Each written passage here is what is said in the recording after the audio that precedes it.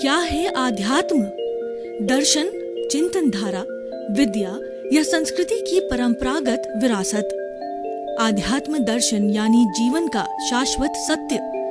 मानव जीवन से जुड़े शाश्वत सत्यों को जानिए और समझिए उपासक डॉक्टर सोहन राज तातेड़ से हमारे खास कार्यक्रम आत्मविज्ञान में।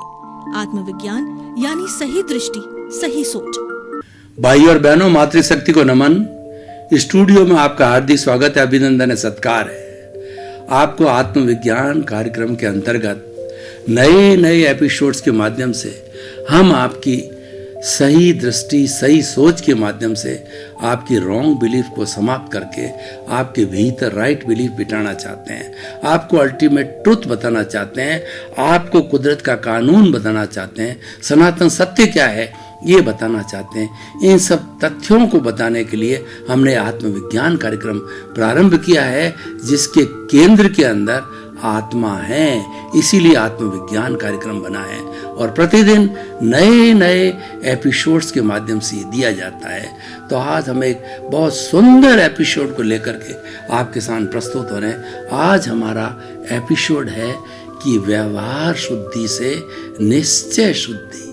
बहुत ही विशाल और सुंदर एपिसोड है। हमें दो जगत को समझना है, व्यवहार जगत और निश्चय जगत। हमारे सामने दो तरह के जगत हैं।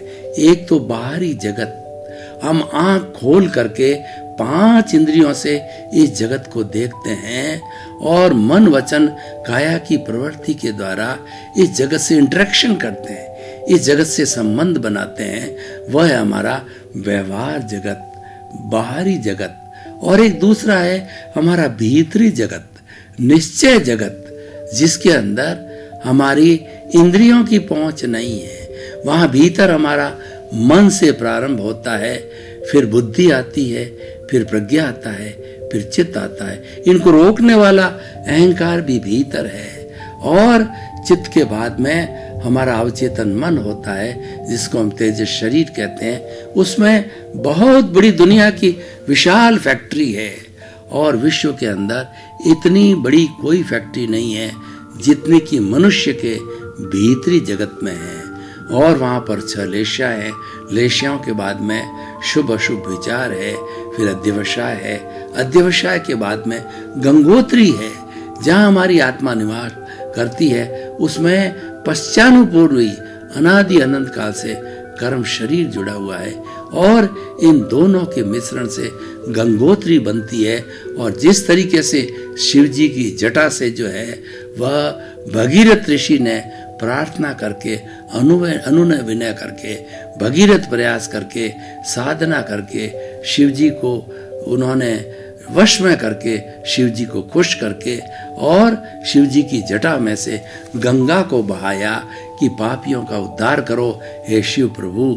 और वो गंगा यूपी से हरिद्वार से बहती बहती और अरब सागर और बंगाल की खाड़ी में गिरती है। वो गंगोत्री है। तो ये सारा भीतर का जगत है और भीतर का जगत बहुत विशाल है। ये निश्चय का जगत है और भीतर का जगत है प्रभु का साम्राज्य है। और भीतर का जगत बाहर की जगत की तुलना में अनंत अनंत गुना विशाल है और वह आनंद का जगत है। और वहां पर एक सीमा के बाद में बुद्धि रुक जाती है और वाइब्रेशंस चालू होते हैं, विचार समाप्त और भीतर का जगत प्रारंभ। वो सत्य का जगत है, वह हमारे प्रभु का जगत है। उस जगत में प्राइवेट जगत है, कोई परिंदा भी पर नहीं मार सकता है। और आप भीतरी बैठे बैठे प्रभु को रिझाते रहते हो और प्रभु से बातें करते रहते हो और देखते रहते हो कर्मों का उदय भाव कैसा चल रहा है, कर्मों का जो है हमारा झरण कैसे हो रहा है और कर्मों का जो है वो हम जिसको प्रारब्ध कहते हैं वो कैसा चल रहा है, हर क्षण होता रहता है। तो सबसे पहले हम बाह्य जगत की बात करते हैं, व्यवहार जगत की बात करते हैं। बाह्य जगत में हम आते हैं जब सबसे पहले बच्चा जब माँ के पेट से बाहर आता है, तब वो बाह्य जगत के अंदर आता है। बाह्य जगत में आते ही माता पिता उसका नाम देते हैं। जैसे मेरा नाम दिया गया सोहन राज, तो आज मैं 75 साल से सोहन राज रटता रहा। यह मेरा व्यवहार का जगत है। उसके बाद के अंदर कुछ हमारे जैन समाज के लोग आए तो उन्होंने कहा तुम तातेड़ गोत्र से, क्योंकि तुम्हारे माता पिता दादा परदादा वो तातेड़ गोत्रीय ओसवाल थे, तो तुम भी तातेड़ गोत्रीय ओसवाल हो। उन्होंने ठप्पा मारा मेरे पे, तो मैंने लिखना प्रारंभ किया। सोहन राज पहले था, सोहन राज तातेड़ ओसवाल वंशज। उसके बाद में हमारे धर्म के साधु आए, सन्यासी आए, गुरु आए, तो उन्होंने कहा कि तुम्हारी परंपरा जो है जैन कुल की परंपरा है, और मेरे पे ठप्पा लगा दिया जैनी। तो मैं 75 वर्ष से जो है सोहन राज तातेड़ ओसवाल वंशीय जैन धर्म का जो है वो अनुयायी ये गाता रहा गीत, और ये गुनगुनाता रहा, और 75 वर्ष से गुन रहा हूँ। ये सारा मेरा व्यवहार जगत है। व्यवहार जगत में और आगे जाइए, जब बच्चा बड़ा होता है, सबसे पहले बच्चा जन्म लेने के बाद में बच्चे की जो माँ होती है, प्रथम पाठशाला होती है, बच्चे का पूरा ध्यान रखती है सर्दी से गर्मी से। जैसे कि एक घोंसले के अंदर अपने बच्चों को जो है अंडा दिया हुआ बच्चा जो चुग्गा होता है उसका जो है ध्यान रखते हैं, पक्षी उसको सर्दी से गर्मी से जो है ध्यान रखते हैं, उनको भोजन देते हैं। और बच्चा जब बड़ा होता है तो किशोर होता है, किशोर होने पर जो है युवा होता है, उसकी शादी कर दी जाती है, उसका एक नया जन्म होता है। अभी तक वो व्यक्तिगत रूप से अपने कर्मों का जो है वो उदय भाव चल रहा था, माता पिता का अधीन था, वो पढ़ाई कर रहा था। 25 वर्ष की अवस्था के अंदर वो ब्रह्मचर्य आश्रम में था। पहले ब्रह्मचर्य आश्रम में जो हमारी 4 आश्रम गिने जाते थे, ब्रह्मचर्य आश्रम 25 वर्ष का, 50 वर्ष का गृहस्थ आश्रम, 75 वर्ष तक का जो है संन्यास आश्रम, और 100 वर्ष की उम्र हुआ करती थी वह संन्यास आश्रम होता था। तो जो ही जो 25 वर्ष पूरे करके माता पिता के संरक्षण से जो है शादी में चला जाता है, और शादी करके वह गृहस्थ आश्रम में आ जाता है, उसकी खुद की रिस्पॉन्सिबिलिटी चालू हो जाती है। बच्चे को जन्म देता है, बच्चों को पढ़ाता है, लिखाता है जैसे उसको माता पिता ने लिखाया, और वह 50 वर्ष की अवस्था में उनका शादी ब्याह करके सांसारिक जीवन से उर्ण हो जाता है। ये सारा व्यवहार जगत है। उसके बाद के अंदर वानप्रस्थ जगत कई लोग लेते हैं, नहीं लेते हैं। मैंने 20 वर्ष से वानप्रस्थ जीवन 55 साल की उम्र में ले लिया। गुरु कृपा से मेरे कर्मों के जो है शुभ उदय से यानी पुण्योदय से मुझे मिला। बड़ी आनंद की स्थिति में आती। नॉर्मल व्यक्ति वानप्रस्थ में आजकल नहीं जा रहा है, पहले तो जाया करते थे। और सन्यास आश्रम तो बहुत ही दूर की बात हो गई है, सन्यासी नहीं बनते हैं व्यक्ति। और सन्यास की कोई उम्र नहीं होती है। 9 साल की उम्र के बाद में कभी भी सन्यासी हो सकते हैं। हमारे भारतीय संविधान में धार्मिक स्वतंत्रता है कि कोई भी आप अपना धर्म का पालन करो, कैसे भी रिचुअल्स जो है कर्म कांड क्रियाकांड आपकी मर्जी हो सो पालन करो, आपकी पूरी स्वतंत्रता है। और भारत में कई जातियाँ कई तरह के धर्म मौजूद हैं। तो मैं बात, ये सारा व्यवहार जगत है। तो मैं क्या कहना चाहता हूँ कि जन्म से लगा के मृत्यु तक अगर आपकी 100 वर्ष की उम्र है और 4 आश्रम का पालन करते हो या नहीं करते हो, तो जन्म के पहले दिन से नहीं, जब आप माँ के गर्भ के अंदर एम्ब्रियो बन गए, पिता का शुक्र और माता का अंडज जो है दोनों आत्मा मर करके और आपका जो तीसरी आत्मा के रूप में अवतरण हुआ और आप एम्ब्रियो बन गए, उस दिन से लगा करके वो वैसे जन्म था, सूक्ष्म जन्म था। और जब माँ के गर्भ से बाहर आते हो वह स्थूल जन्म होता है और मृत्यु होती है। जब डॉक्टर कहता है now it is a dead body, तब आप जला दिए जाते हो। उस क्षण के बीच को है 100 वर्ष की अवस्था को, 80 वर्ष की, 50 वर्ष की अवस्था को मैं फिल्म कहता हूँ। भाई और बहनों, आप कभी थिएटर में गए होंगे, 2.5 घंटे की 2 घंटे की जो फिल्म होती है, फिल्म प्रारंभ में विलियन होता है और जो सब प्रेमी होता है, प्रेमिका होता है, और किस तरीके से वो सारी फिल्म जो चलती है, ठीक उसी तरह से हमारे जन्म से मृत्यु तक की ये फिल्म चलती है। हमें किस तरीके से कष्ट आते हैं, किस तरीके से सुख आते हैं, किस तरीके से हमारा डेवलपमेंट होता है, ये सारा जो निर्धारण होता है ये हम पूर्व के साथ लेकर के आते हैं।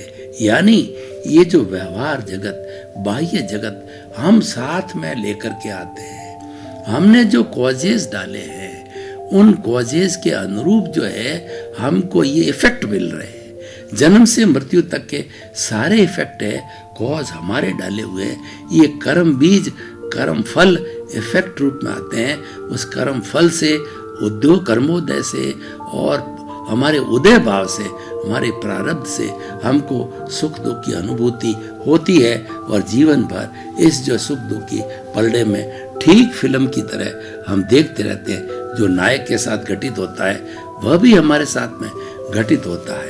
अब देखिए, आप पीछे से लेके आए हो और वो आप नहीं चाहते हुए भी करना पड़ेगा।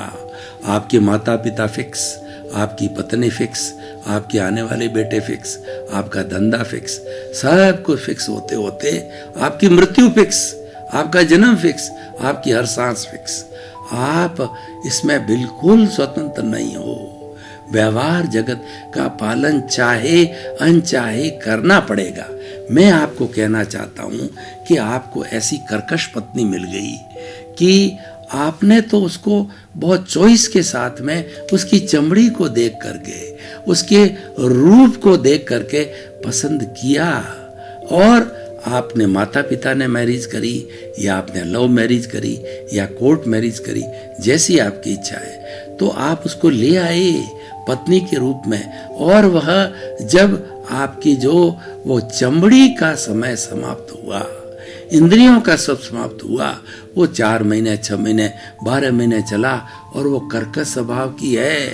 वो आप पे रौब डालने लगती है कि मैं तो कमाने वाली हूँ, मैं तो रूपवंती हूँ और मैं तो बड़े घर की हूँ, और आपको दुख देना चालू करती है। ऐसा दुख देती है, ऐसा पछाड़ती है कि आपका जीवन नारकी बन जाता है। बहुत से उदाहरण देखते हैं। कोर्ट में खड़ा कर देती है, मुआवजा मांगती है और आपसे प्रश्नों पर प्रश्न करती रहती है। या हो सकता है वो बेचारी सीधी हो और आपको अच्छा समझ के लिए आप उसके लिए दुखदाई बन जाते हो। ये तो गिव एंड टेक है। तो मैं तो कर्मों के भुगतान की बात करूं। ये व्यवहार जगत में सब चलता है, व्यवहार जगत में होता है। क्या आप वैसा करना चाहते हो? क्या आप पत्नी को दुख देना चाहते हो? क्या आप चाहते हो कि आपकी पत्नी दुख दे?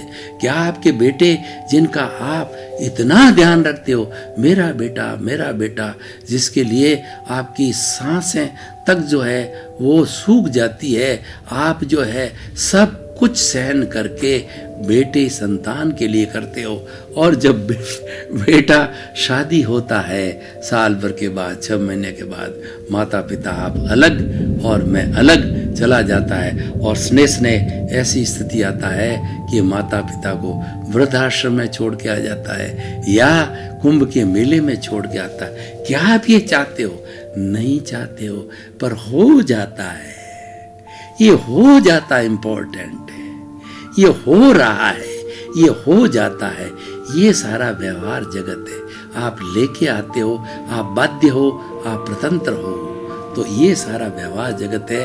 आपको व्यवहार शुद्धि बिना निश्चय शुद्धि नहीं है। मैं निश्चय शुद्धि के पहले आपको बताना चाहती हूँ, आप लेके आए हो, समभाव से इसको सहन करो कि ये तो कुदरत का कानून है, ये मैं लेकर के आया हूँ, मुझे समभाव से इसको सहन करना है। भुगतना उसकी भूल है। आप टकराव को टालिए और आप जो है एडजस्ट एवरीवेयर, ये जगत निर्दोष, सब मेरा दोष, और ये कुदरत के न्याय 5 जो सिद्धांत है व्यवहार जगत के पालन करके भुगतिए।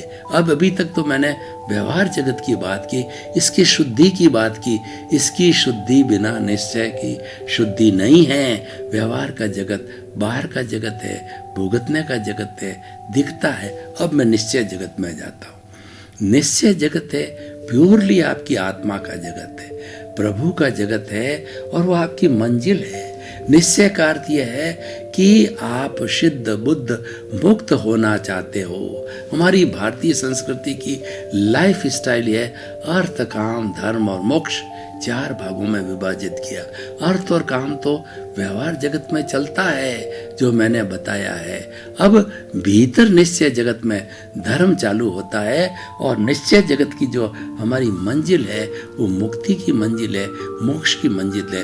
वो आप पाना चाहते हो, क्योंकि व्यवहार जगत में कितने दुख के थपेड़े खाए, एक ही जिंदगी के अंदर कितने असहनीय और मरे जैसी अवस्था तक के डिप्रेशन की अवस्था में, खुदकुशी अवस्था के अंदर दुख झेले।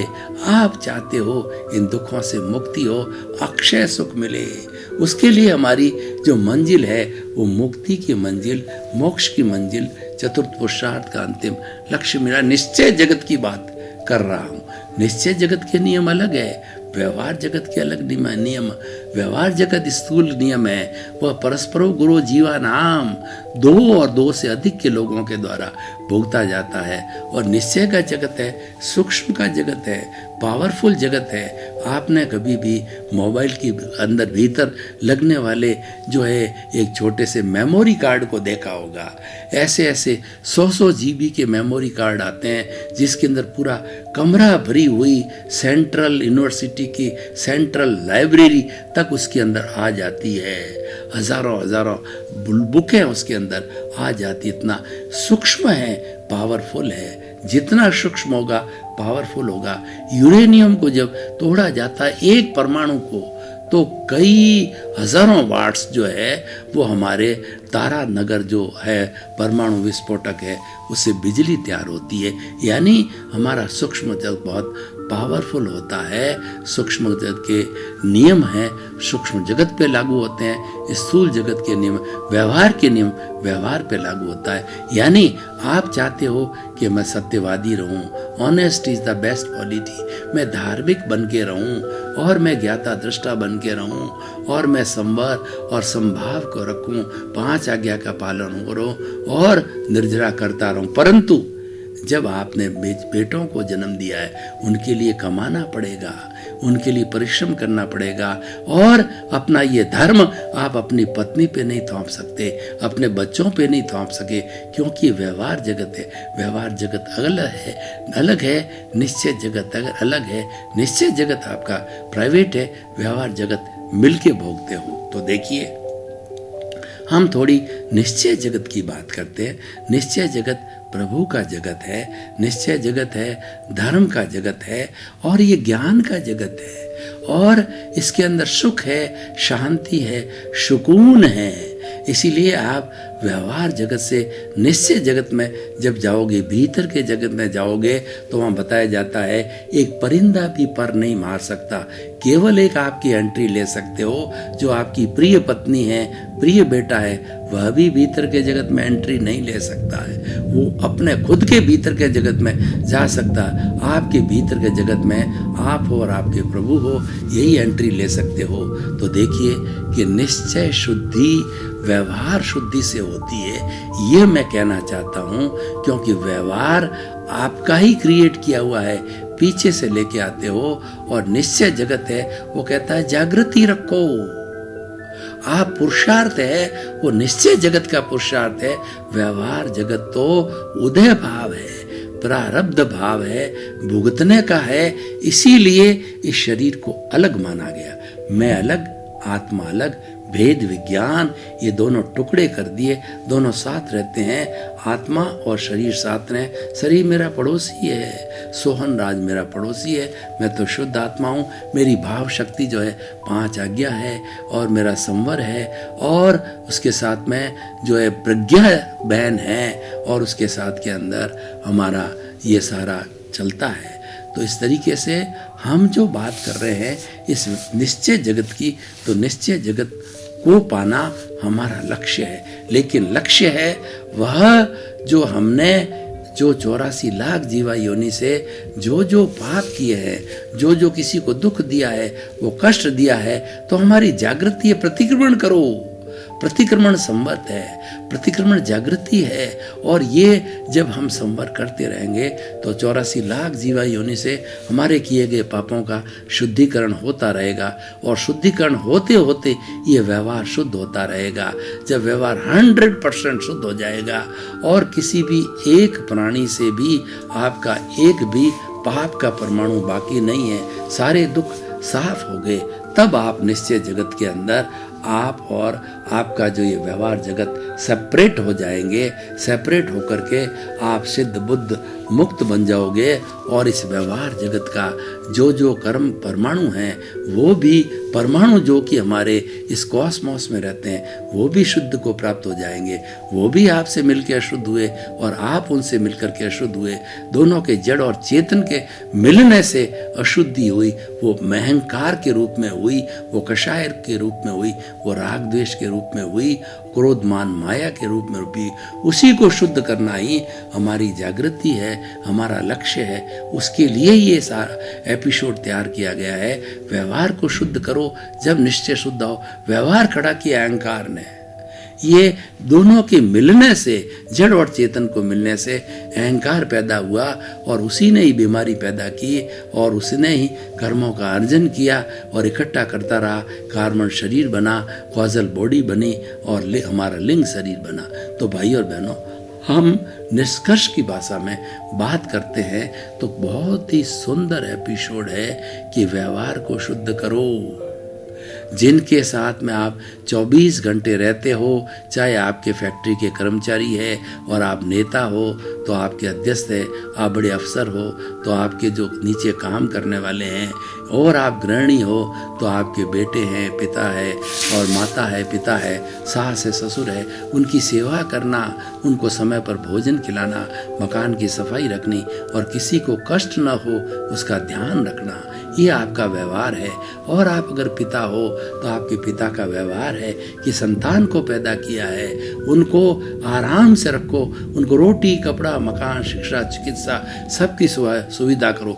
ये नहीं कि उनको नाजायज धन दो, उनको 50-50 हज़ार के मोबाइल दो, उनको 50-50 लाख की गाड़ी दो। ये उनको बिगाड़ना है। उनको सुसंस्कार दो, उनकी बेसिक नीड्स को पूरा करना आपका उद्देश्य है। बच्चा बीमार है, इलाज कराओ, ये नीड है। बच्चे को 50,000 का मोबाइल देना ये ग्रीड है, ये उसको खराब करना है, ये आपका मोह है, ये आपको बिगाड़ना है। इसीलिए आज बच्चे बिगड़ रहे हैं, उनकी हर बात को मानना चालू कर दिया। तो व्यवहार को शुद्ध करते रहो, ये आपको करना पड़ेगा। आप लेकर के आए हो और भीतर आप अलग रहो। के सोहनराज अलग और मैं अलग, ये सारा व्यवहार करने वाला वो है। मैं तो ज्ञाता हूँ, दृष्टा हूँ, देखने वाला हूँ, जानने वाला हूँ, अनंत कहने वाला हूँ, अनंत शक्ति वाला हूँ, अनंत सुख का धाम हूँ। उस धाम को मुझे प्राप्त करना है और उसकी जागृति रखना। जो जो जागृति रहेगी अनुभव बढ़ता रहेगा, अनुभव बढ़ते बढ़ते व्यवहार शुद्ध होता रहेगा, तब अनुभव बढ़ेगा। इसकी शुद्धि बिना ये शुद्ध नहीं है। तो जब इसकी शुद्धि जातु होती रहेगी ये भी शुद्ध होता रहेगा। भाई और बहनों, आपका बहुत बहुत धन्यवाद। आप आत्मविज्ञान कार्यक्रम देखते रहिए। आत्मविज्ञान कार्यक्रम में आपको जीवन निर्माण की नई दृष्टि मिलेगी, उससे आपकी नई दृष्टि होगी, नए सूत्र मिलेंगे, आपका नया जीवन डिजाइन होगा। जीवन क्या है, उसकी सार्थकता क्या है, उसके बारे में जानकारी मिलेगी। तो आपके प्रति मंगल भावना, शुभकामना। आप इसके साथ जुड़ के देखते रहिए। आत्मविज्ञान में आत्मविज्ञान यानी सही दृष्टि, सही सोच।